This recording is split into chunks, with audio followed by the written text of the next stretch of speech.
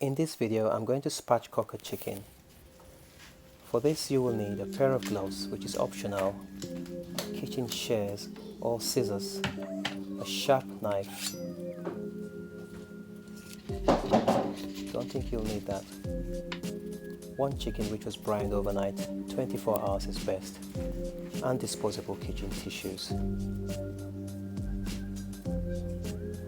Start by placing the cutting board on a damp towel to stop it from slipping across the worktop while you're working on the bird.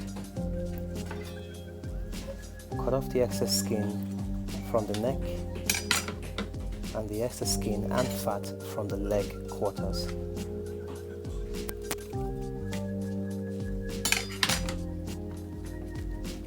Pat dry the bird with the kitchen tissue and stuff the cavity with tissue to absorb any leftover moisture from the brine.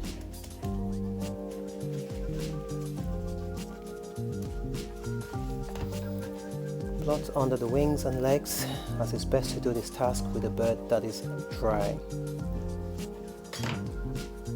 Have a feel for the backbone.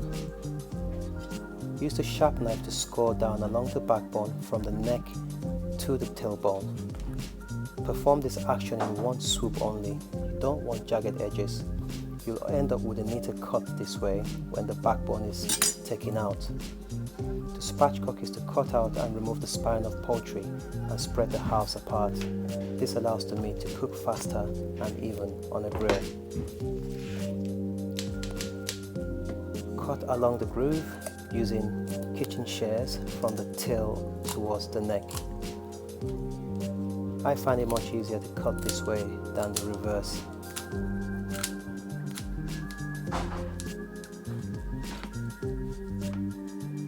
Remove any leftover giblets and trim away excess fat if there's any.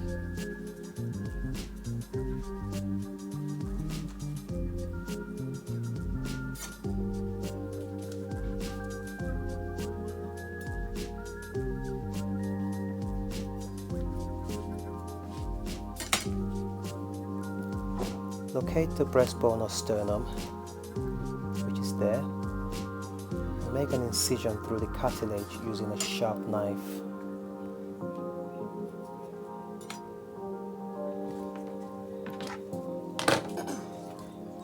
Turn the bird over, then place the base of your palm over the breast and push down sharp and hard. This breaks the breastbone. Alternatively, you can hold it in both hands and just snap it in two when turned the other way. I prefer to push the break. I've decided to leave the breastbone in because it allows the breast meat to stay succulent, especially when cooking on the grill. And there you have it, one medium butterflied or spatchcock chicken, ready to be cooked and basted in harissa sauce in my next video. Thank you for watching. Don't forget to like, comment and subscribe.